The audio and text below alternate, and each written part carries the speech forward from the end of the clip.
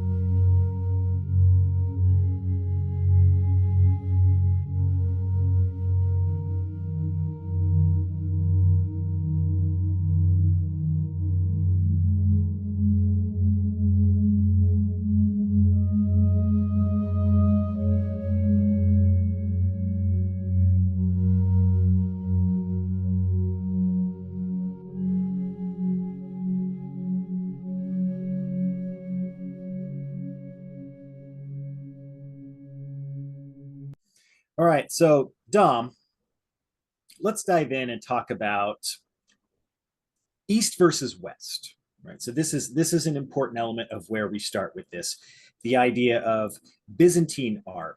What did you discover when you first started looking into East versus West in Christianity when you were looking at the scope of art? And the background is important because I really wasn't, as some people said, leaving historical Jesus studies and going into Byzantine art. What happened was Sarah and I were co-leading with Marcus and Mary Ann Borg, the Borg Crossan pilgrimage every year to Turkey in search of Paul. We kept saying in search of Paul. After about 15 years, we thought we had found him. But anyway, so, we're there for Paul. We're really not there for Byzantine, but we're in Turkey. We're in the heart of the Byzantine world. So, for example, when you come to Cappadocia or Goreme or a place like that, it would be a crime, a cultural crime to bypass and say, well, Paul was never here, so let's keep going, keep the bus going. So, of course, we stopped. And, of course, we went into these magnificent Byzantine chapels built inside the volcanic rock, literally inside the volcanic rock, surrounded on all sides by the Christian story. And that's where I saw it. All of the scenes were recognizable. We all knew that. We recognized Jesus's baptism, Jesus's transfiguration. We knew all the scenes, the crucifixion. And then you have this weird scene next to the crucifixion when you expect to see Jesus coming out of the tomb. And he's not. He's taking Adam and Eve by the hand and he's yanking them out of their sepulchres. So he's liberating the human race, because Adam and Eve, as we all know, ain't just two guys. They're the human race. So now, that night, Marcus and I always did half an hour lecture before dinner, when people were still awake. I have to talk about Paul. Have we seen that image? And we weren't there for the image. So that's where it really started. How do I explain 1 Corinthians 15, where Paul is talking about the resurrection of the human race, anastasis nekron in Greek, and I've just seen him doing the human race. He's taking the whole human race up with him. It's the resurrection of the human race. And what on earth does that mean? So that's really where it started. Then as I explored farther, and Sarah and I wrote our book on resurrecting Easter, we began to realize that the Western tradition of Easter and the Eastern tradition of Easter, their imagery, their theology, their iconography, were radically different. For the West, it's all about, as we might expect, Jesus alone. He's magnificent, he's glorious, he's triumphant, but he's coming out all by himself. Now you look at the East, and as we've said, of course, he's always, from the very beginning around the year 700, he's coming out and taking the human race with him. Now, those are two radically different visions.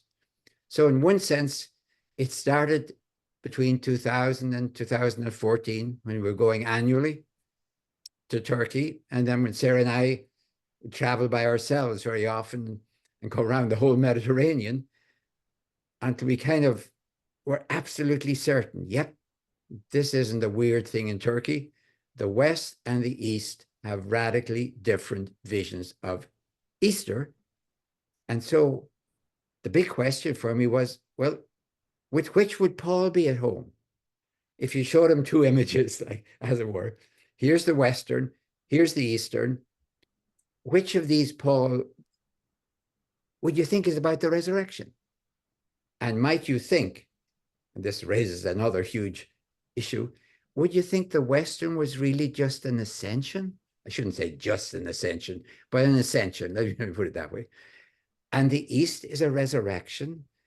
And would you think, Paul, that the West is using a word it shouldn't? It's using resurrection, but describing an ascension. And what's going on? Paul. So my question really was for Paul. And that led into, in a way, this book, trying to think my way through that, and really to give lectures in the evening to people who just seen these images in Byzantine churches, nothing to do with Paul, but clearly they were a resurrection because it says, hey, anastasis right on the image, And in case you have any doubt, it says Adam and Eve. So how do I talk to people about this? So that's where it all started. That's the genesis of the book, really. I love the excitement you give me about these things you discover. It's like it's almost like some kind of an ancient mystery that you're a detective, you're working through it. I absolutely love it. I love your contagious enthusiasm. Part of part of the book is dealing with the issue of what does Paul mean for us? What does he mean for the human race? And you dive into the issue of this threefold onslaught that you currently see as the human race enacting upon everything around us: the physical environment, all other species, and on ourselves. Let's talk a little bit about that and how it connects with Paul in what you've done here with this book. This brings me into what I call big history. And big history is just another word for evolution, cosmic evolution. It's the big history. We spend most of our time, when we talk about the historical critical method, we're doing small history. Capital S, by the way, capital H, small history. The big history is evolution, cosmic evolution. And whether we like it or not, knew it or not, cared about it, or even deny it, we are operating within evolution. Just check gravity. Anyone, whether you're a theist or an atheist, a monotheist or a polytheist, or couldn't give a hoot about divinity, yeah, you better cooperate with gravity.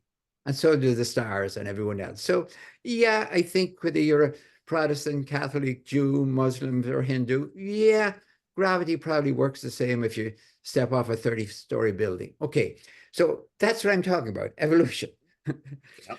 And here's what Paul says now. Let's imagine Paul is a Pharisee. A Pharisee, by the way, had two very important visions that distinguishes them, say, from Sadducees or Essenes or anyone else. In the melting pot tinderbox of the first century under Romanization, a Pharisee, let me back up a little bit. For most of the biblical tradition, I could date it up to about the year 160 BCE, justice was administered in this world. You can read it in Deuteronomy 28, it's classic. If you obey the Lord your God, prosperity, victory, fertility, everything will be yours. Your enemies will flee before you. If you disobey the Lord your God, the opposite. Infertility, defeat. Now, that worked. That's the way they judge most of the biblical tradition. So what went wrong? Why did it fail? They're not thinking of an afterlife. They're right next door to Egypt. And if they were paying attention in the Exodus, they saw those pointy things as they came out of the Delta. So they knew all about an afterlife and probably considered it pagan impertinence. Of course we'd like an afterlife. But when it's over, it's over. You go down to Sheol, get over it. Now, what happened was this. Around the year 160s, the Syrian emperor, Antiochus IV, Epiphanes was his subtitle, the Epiphany one, he's pressed by Rome, which is coming from the west, and he's pressed by Egypt coming up from the south. So he's been squeezed, his little empire. So he's trying to control at least Israel, the avenue into Egypt. And he finds this religion keeps getting in the way, Judaism. Okay, end of Judaism. That's his foreign policy, as it were. We finished Judaism. Israel become a nice little part of our empire. Buffer state with Egypt. What he finds out is, first of all, the Maccabees rise against him and defeat him, which nobody's expected, but also people were martyred. Now, here's a huge theological, pastoral, human problem. Where is the justice of God when you're looking at the battered, executed body of a martyr? And you could hear people say, don't give me this Deuteronomic stuff. Don't tell me they're being punished for their sins. That's rubbish. So at that point, and you can almost date it, the idea was, there has to be a next life in which cosmic justice prevails, or God is kind of not in charge of this world. I mean, you have a kind of a cognitive dissonance between a just God and a brutally unjust world. And Deuteronomic theology falters and fails in that crisis. So now, by the way, where you can see it is if you look at the two parts of the book of Daniel. First half, Daniel in the lion's den, no problem. God intervenes, you're saved. 3 men in the fiery furnace, God intervenes. Look at the second half of the book.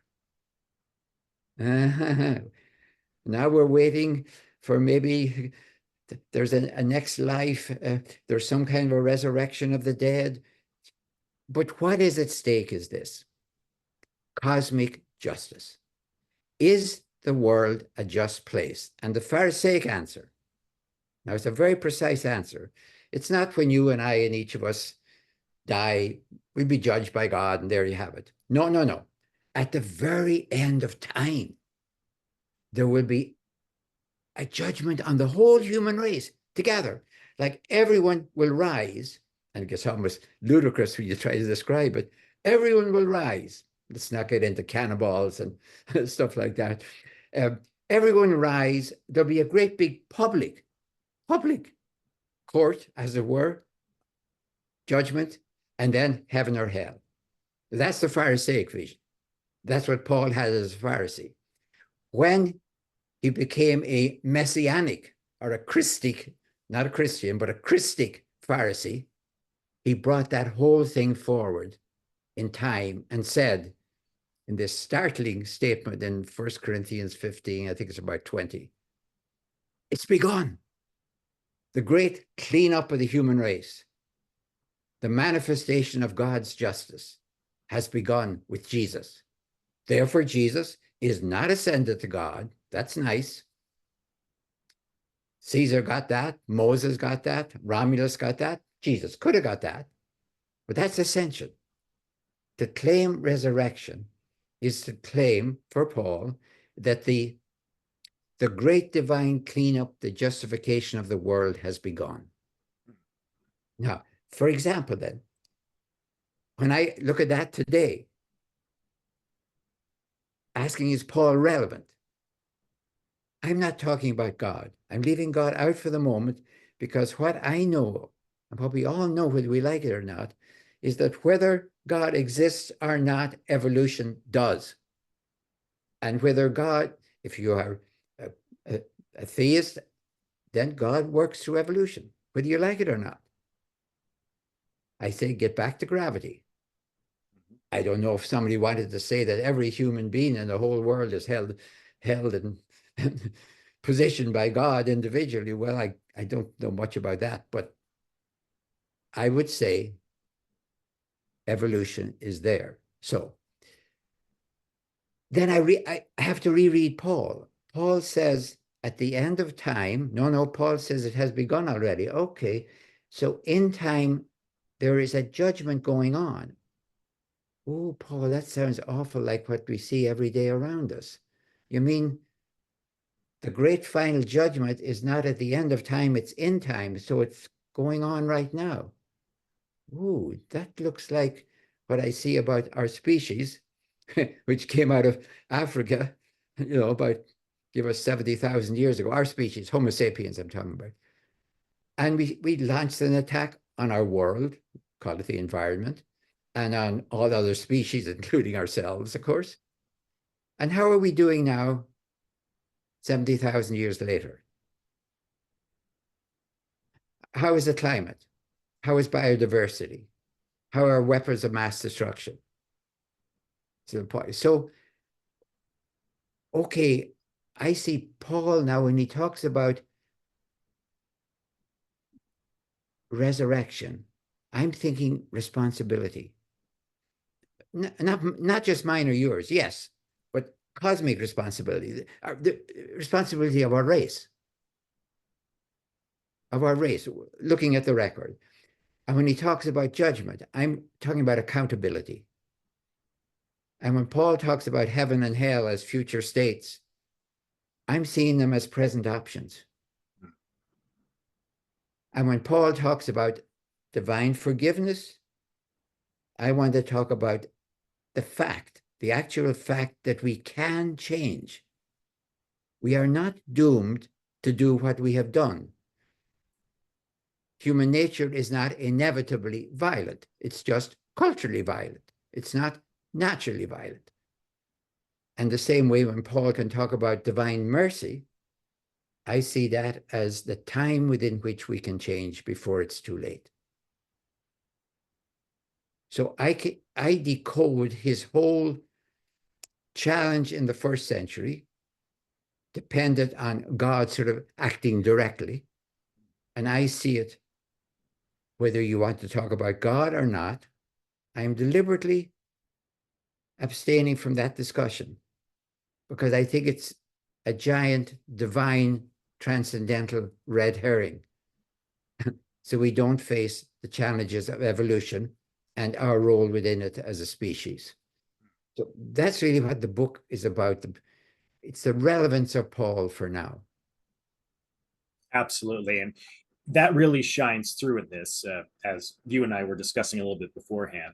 One of the ways you can read this is to ask the question, can Paul be relevant without God? Right. Yeah, that's really my question. And yeah. It's a brutally important question. And it really is not to introduce theism and theism as a debate. It's asking us, could we, for the moment, like for 100 years maybe, or 1,000 years, could we leave that question and say, if you're a theist, in the most traditional way I could imagine, I will not debate you with it, but I will ask you, can you see that God operates through evolution? In the same way that small history, but big history, that's what we have to face. And that if you say to me, well, I think all this God stuff is rubbish, do you really think you're home free? That the death of God, say, from Nietzsche got a hint that maybe it wasn't good news. I think what's more important is that now we know. And in fact, I want to make a daring challenge. What if the great religions were intuitions of evolution? Because I have a problem when I read through the biblical tradition. It makes absolute sense to me in terms of evolution. How come it works so well? If you read the Bible, just this is an exercise, not a conclusion, and you say, whenever I see the word God, I'm going to presume and read the personification of evolution.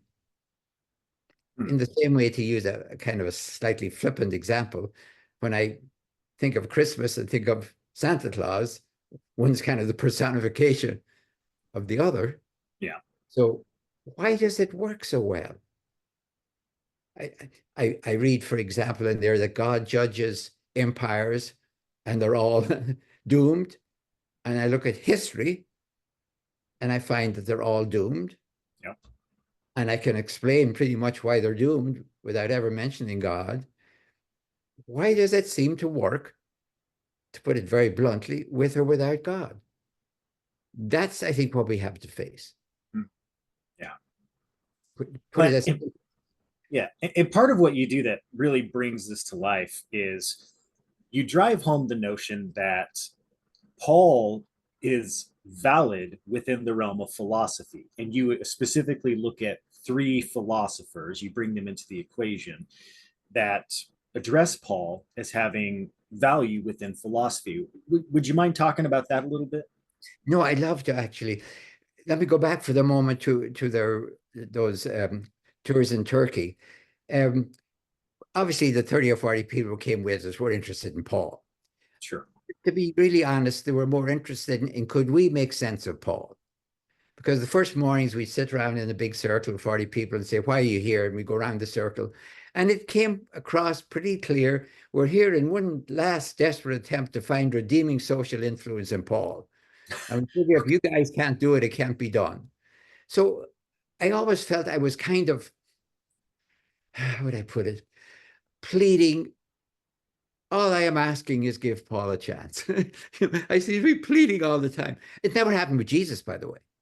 If I was talking about the historical Jesus, nobody said, why should we care about that guy? As soon as I mentioned Paul, why should we care about that guy? In fact, shouldn't we not care about that guy? First Timothy says this. Everyone knew the quote from Timothy. They mightn't know anything else, but they knew exactly what Timothy said. So I was a bit defensive. Now, during the COVID time when I was pretty much indoors even more, I read 3 books by a German philosopher, Jacob Taubes, a French philosopher, Alain Badiou, and a French, and also an Italian, Giorgio Agamben, all of them taking Paul seriously for current contemporary relevance as philosophers. In fact, they were a little defensive, especially Badiou said, I don't believe in you this stuff. I don't believe in you this stuff. I'm just a philosopher. You say, okay. All right, we got it. Don't be so defensive. But I read them all very carefully. They're all marked up. And so it gave me, I'm going to say it gave me inspiration. Okay, I don't want to be so defensive. I mean, I was completely convinced that Paul was every bit as relevant. In fact, with all due humility, I thought I could do a much better job than any of them on Paul, because I was bringing in far more history. Yeah. For example, when Taubes talked about Paul as a Jew, of course he's right. He's not a Christian, he's a Jew. Of course he is. But I'm saying he's a Pharisee. That's a very specific type of Jew. It's not an Essene, it's not a general. So in each case, I could push them. When Badiou emphasized resurrection, great. But the resurrection was always that of the executed one for Paul. It was because Jesus had been executed. I'm saying that, not crucified, because but executed by the law and justice and civilization of Rome, which vaunted in its law. So of course Paul asked, what price law? Law had crucified the Messiah? Now that was for Paul, but I don't think it is for most of us, to be honest, a huge theological problem. Yeah. So God knew from all eternity that when the Messiah came, or Paul would say when God sent the Messiah, he would be greeted with execution by the greatest empire the world had ever known. That for Paul, that's close to the core of Paul, that question. Then what price civilization? This is what the best can do to the Messiah of God. So Paul makes that marvelous statement in Romans. Where's the wisdom of the wise? Or Corinthians, 1 Corinthians, I mean. Where's the wisdom of the wise? So God's wisdom is radically different from human wisdom. This makes no sense, says Paul. So why on earth would God have, as it were, allowed the Messiah to come and be executed? Couldn't he have come some other time? These are real theological questions for somebody who's thinking like Paul. And his answer is, of course, that what is involved in the execution of the Messiah is God bringing the whole resurrection of the end time into the end time. That sort of blows your mind. It really does. When you say, what on earth does that mean? I got it, Paul. I know what you're saying. But it's like if somebody were to say to you today, there's peace in the world. You say, well, where is it? I see it on the evening news. Where is this peace? So, okay, resurrection has begun. Where, Paul? And Paul, that's what Paul is struggling with. And that's why Paul terrifies most of the New Testament. And they're going to spend a lot of time in the pseudo letters and in Luke Acts, as we saw the last talk, trying to clean Paul up to make him kind of re-Romanized and de-radicalized, because his vision, I think, is absolutely adequate, as I see right now, on the evening news. And I think those philosophers, Taubes, Badiou, Agamben, were perfectly right, except I push them even farther. The more history you can get. Yeah, don't, for example, let Luke get in your way. We won't get into that. We talked about that before, but you have to make decisions on that before you get to Paul. Okay. So one of the things I wanted to touch on a little bit as we start getting into your matrices, because you had mentioned before the idea of ascension and resurrection. So ascension, apotheosis, resurrection, anastasis. The idea that you bring out really well in these is the contrast between apotheosis as being the exaltation of a great person or an individual. So whether you have Jesus or Caesar Augustus, you have this idea of apotheosis. But anastasis brings us into the idea of a cosmic resurrection, everyone. So it's not just Jesus, it's the whole of the human race, as you mentioned. And within all of what you write about Paul, you talk about the four matrices. You talk about a Christian matrix, a Jewish matrix, a Roman matrix, and then the evolutionary matrix. So, and I think you've done a good job of kind of working through that. How do these four matrices that you discuss throughout the book challenge us in our thinking of Paul? Okay. And I know them because, as I see it, scholarship within the last maybe 150 to 100 years has worked its way through those. By a matrix, by the way, I'm using a word to avoid split words like text, context, foreground, background, because we tend to separate them. A matrix is everything you have to know what's going on, including whatever you're talking about, which is changing the matrix. It's an interactive term in plain language. It's not just there's a background, there's a foreground. It doesn't make any difference no. A matrix is everything that's going on. And it's the same root, by the way, that gives us matter in Latin, a mother, and mater in Greek. I love the term. It's a motherly term. It's a womb term, as it were. Mm-hmm. Okay. By the Christian matrix, I mean, for example, if you're reading Paul and all you're interested in, say, is the Reformation. Paul against the Jews is really like the Protestants against the Christians in the 17th century. It's a Christian matrix. And you might even find people saying Paul is the first Christian, or Paul converted. This is a disastrous statement. Converted from Judaism into Christianity. Knox said that at the beginning of the last century. He's the first Christian convert. No, he's not. But you could see within that. Okay. Now, what's happened, especially since I think the Second World War, we've said, no, Paul's a Jew. And Christianity has to be seen, whatever the name is used, as a period in time within the first century when you could be, whatever term you want to use, in your own mind, a faithful Jew and a faithful, I don't want to say Christian, I use the term Christic. Mm-hmm. Because if you believe, as a Jew, as Paul did, for example, as Matthew did too, of course, that Jesus is the Messiah. Messiah is the anglicization, as you know, of simply a Hebrew and Aramaic word, and Christus is the anglicization of a Greek word. So Messianic and Christic, I use those two words as mean exactly the same, and I'm not using the word Christian yet. That'll come later. So Paul is a Messianic Christic. That's the first thing. And in one sense, what you're trying to understand with Paul is his Pharisaic belief in resurrection is the pivot that allows him to pivot from being an anti-Messianic Christic to being a pro-Messianic Christic, if I can use it that way. That's the pivot that allows him to do it. So he is a Messianic Christic Pharisee. And now, I have totally forgotten what the question I started off in. I went off into that and I've forgotten it. Come back and tell me if you would. You do it beautifully. So you're just working through your matrices. So we're talking about the four matrices. That's right. Okay. I got lost in the matrix. So we're up to Jewish.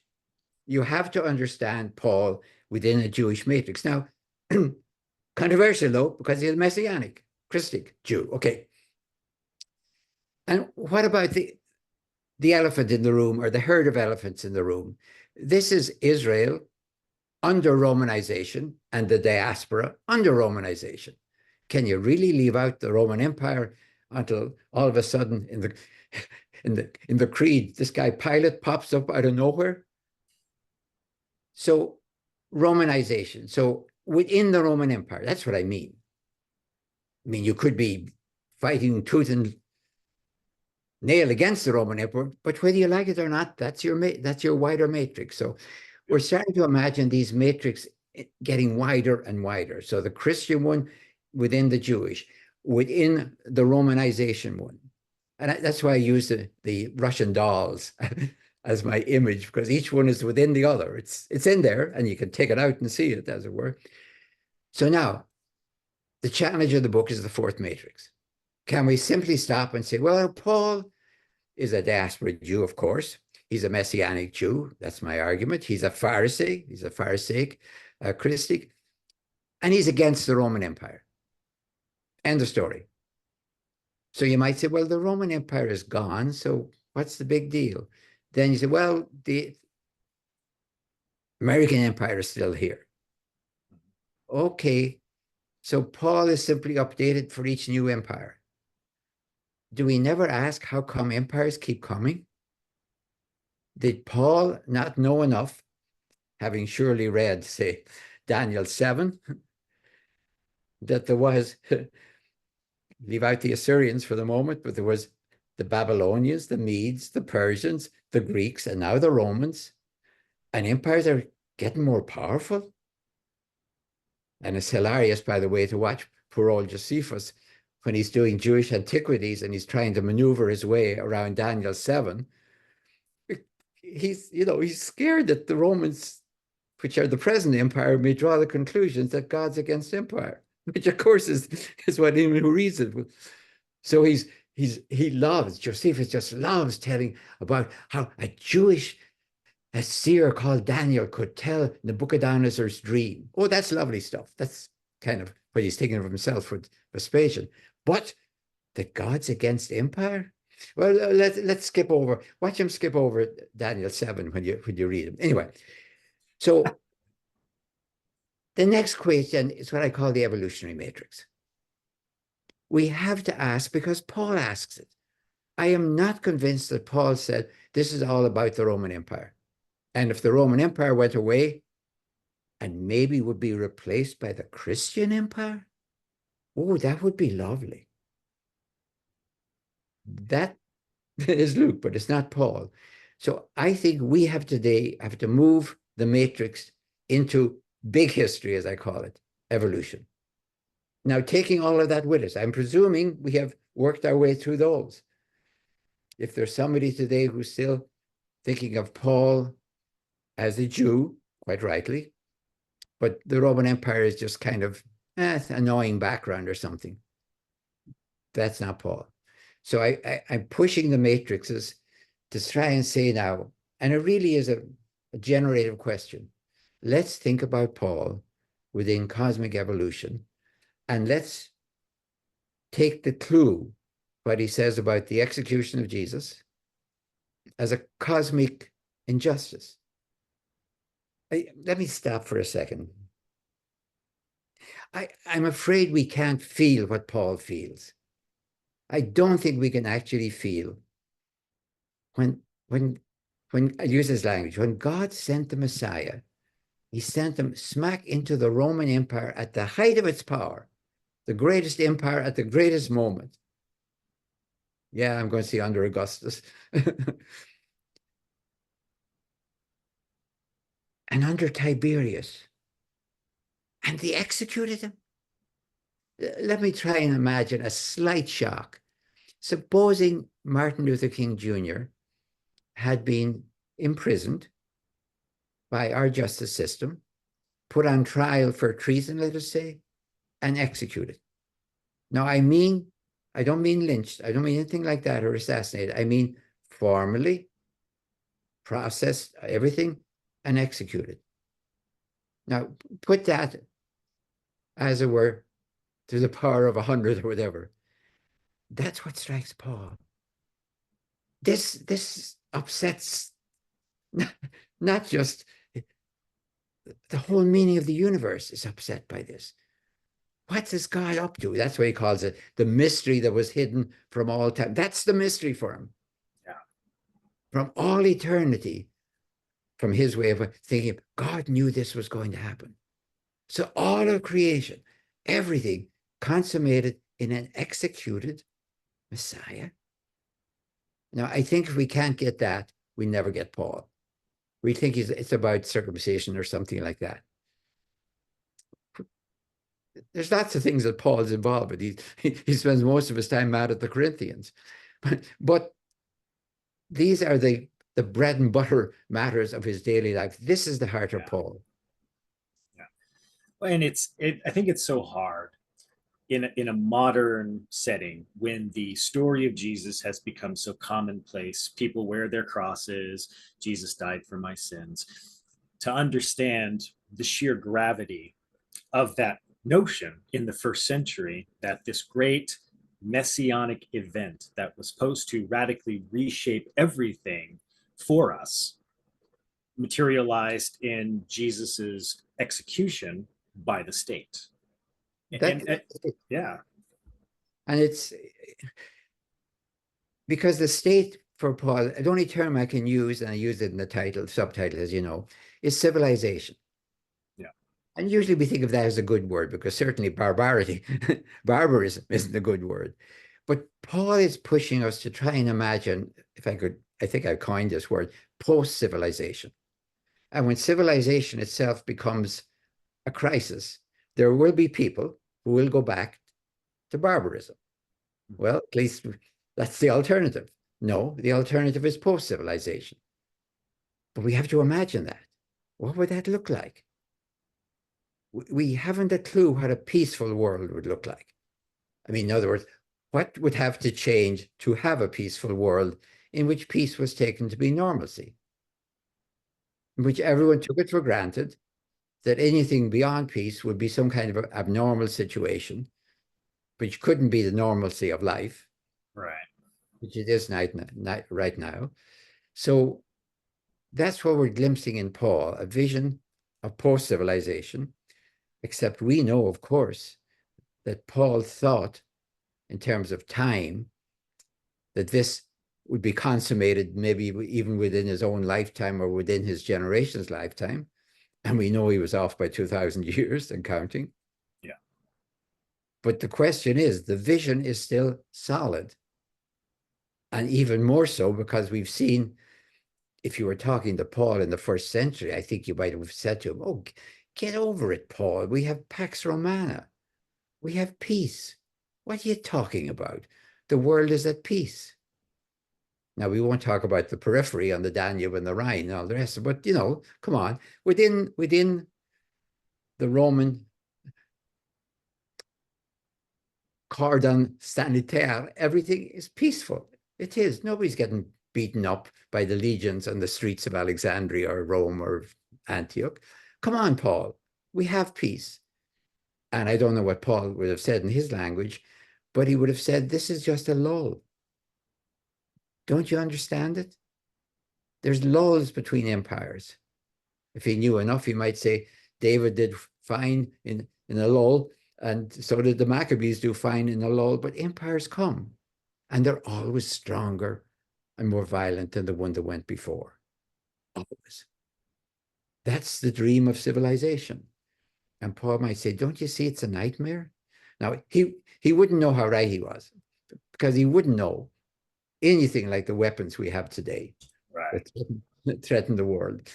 And he wouldn't know the awful thing that we've discovered today is that when this Micah and Isaiah talk about, you know, beating swords into plowshares and spears into pruning hooks, the Bible's worst nightmare was weapons, destroying one another. We now know that the pruning hook, as it were, can also be a threat.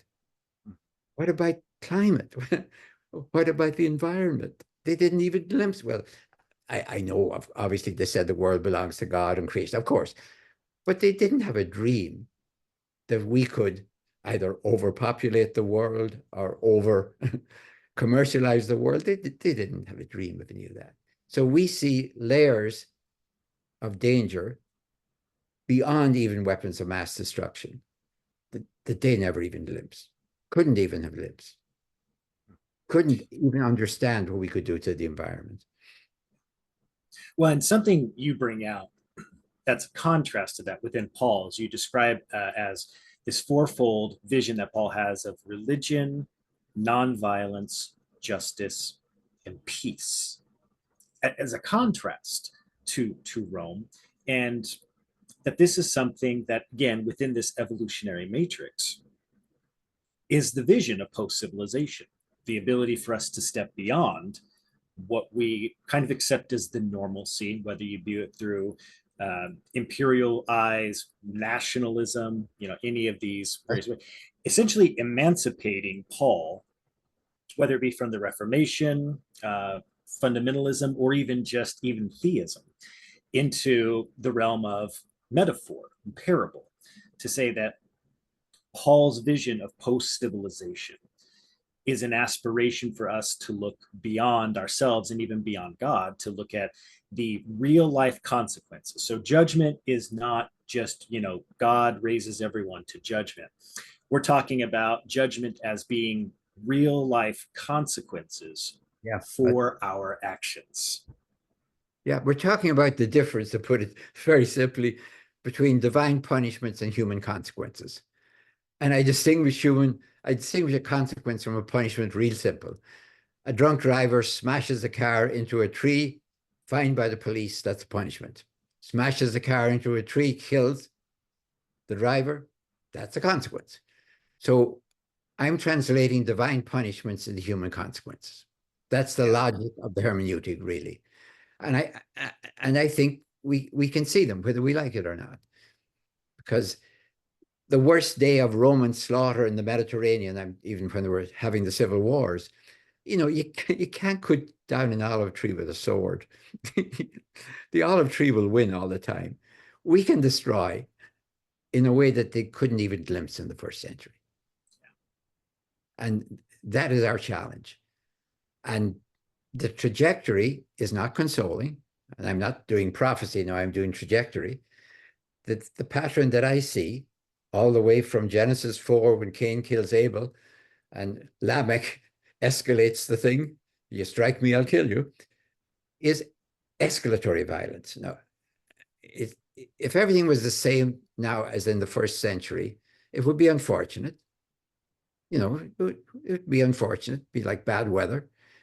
But everything has escalated. Our power to do damage is escalating steadily and has been that way. So that presses the challenge, I think. So I tend to hyphenate and say escalatory violence and always keep it like one word hyphenated, because that's really what I'm talking about. It's the escalatory nature of it. So 2 questions to wrap this up. The first goes back to the video from the beginning. Who's afraid of the big bad Paul? And so who's afraid of the big bad Paul? I love that one. It just came into my mind, one day. I wasn't trying to get an aphorism or something, but it just came probably about the wolf. And say, oh, wait, who's afraid? But then the answer, most of the New Testament. So if you can't answer why most of the New Testament, by that I mean we have insertions in the authentic Pauline letters. We have then the inauthentic Pauline letters trying to clean them up on male and female, slave and free, to try to make them less socially radical, as if that was just outreach. The real thing is the faith, but don't get into politics. There's nothing as politics as an execution or a crucifixion. And then, of course, as we saw in the last talk, Luke Acts doing a great big cleanup on Paul himself. So, yeah, I think it's fair enough to say most of the New Testament is scared. And you have letters of Peter telling us, go along with the emperor. So, yeah, most of the New Testament. So my question, who's afraid of the big bad Paul? Most of the New Testament. So I'm leaving people with that vision to think about that. It's like a generative probe. If you keep asking about why was this necessary? Why wasn't this enough? And the other thing I want us to think about is like another one-liner. We being the human race, we are not the Titanic. We are the iceberg. Our danger as human beings is not the universe. It might hit us with a meteor or something. That's possible, but very, very, very slim. That would be us on that Titanic being hit by a meteor iceberg, as it were. The real danger to the world is us. And of course, that would mean we make our world uninhabitable. And it seems to be more and more likely every day that that's what we're going to do, even through artificial intelligence, giving what little we have. Because who is going to make up the artificial intelligence? Contemporary intelligence. Now, with all due respect to everyone, including myself, I'm not that impressed by contemporary intelligence and what it's done, where it's got us. To say, okay, now you invent it and we'll give it over to you. I don't see how that would work. If we could make perfect artificial intelligence, perfect, it would be like us. I cannot think of a more frightening project. Who will make artificial intelligence? Silicon Valley? So when I say we are not the Titanic, we are the iceberg, it's not hopeless, because I'm completely convinced. Let me put another one-liner. The normalcy of civilization is not the inevitability of human nature. It's not inevitable. Civilization is something we made. It's a cultural phenomenon. It's not natural. It's something we made. That's what I mean. Cultural in the same way that if we decided for some reason, I don't know why, that everyone has to wear hats, our face masks, for example, we can do it. We can decide to do it. It's not that nature will stop us and we won't be able to breathe. So yeah, we can change. That is the hope. We can change. That's the ability. We're not like maybe a saber-toothed tiger or something that can only work in this environment, and if the environment changes, it's doomed. No, we can change. And there is an amount of time within which we can change before it's too late. So I see this as evolutionary forgiveness and evolutionary mercy. The forgiveness is that we can change, and the mercy is the time within which we can change before it's too late. So that's the hope I would think people will take from the book, but it's also a challenge. Yes, it is. It's a significant challenge. So our last question, the basic one, where can our listeners get the book? The answer, I suppose, is Amazon. Because that's the easiest. I'm not saying. There's one thing I would tell you about the book. It has been published by Amazon. I don't mean just publicized. Every book now pretty much has to be publicized. But in this case, for the time involved, we actually published it through the Westar Institute, Poldridge Press of the Westar Institute. The Westar Institute, as everyone I hope knows, is the home of the Jesus Seminar of blessed memory, shall we say. So it's been published by Amazon because that meant we could get it out very fast. It may well take a year and a half to get a book out to a major publisher with everything going at normal speed, but you can get it out much faster on Amazon. So we decided to publish through Amazon. So that's where you can get it. Awesome. It's an incredible book. And I know that you were saying that this one, you see this as being a significant contribution for your overall scholarly work. And I agree. I can tell you I could see your passion for what you're talking about in the course of this. And I love it. I love the enthusiasm you have about sharing this, because it's a valuable and important message about what Paul can mean for today, for anybody. It doesn't just have to be the theists or the fundamentalists. Paul has a significant meaning for anybody who wants to take the challenge on. I just thought of one thing, I put it as a postscript. In one sense also, to be honest, I am not now converting from Jesus to Paul. My interest in Paul always was because I consider him part of the historical Jesus study. For example, resurrection. I think as a historical Jesus scholar, I do not end, and Pache, Ray Brown and Pache, the late Ray Brown and Pache, the late John Meyer, I do not think a scholar stops with the burial of Jesus. You can say, of course, if you want to, that resurrection is a claim, which it is. It's a metaphor, of course it is. But that doesn't allow you to skip it any more than you could skip Jesus's Bethlehem birth, because you think, no, it's a metaphor. So I insist that when I am talking about Paul, especially on resurrection and about Jesus, that is part of my historical Jesus study. So I'm not, as it were, shifting now to Paul. Paul has always been part, and especially Paul on the resurrection. Awesome. Thank you so much, Dom, for your time this morning and for these last two podcasts. They've been great and hopefully bring some real insights to our listeners. Paul the Pharisee, A Vision Beyond the Violence of Civilization is out on Amazon. Please grab a copy. It's a great book. Thank you to John Dominic Crossan for joining us. This has been the Bible Search and Rescue podcast for the Westar Institute. From myself, Chad Vinters, thank you, everybody, and go out and make a positive difference today.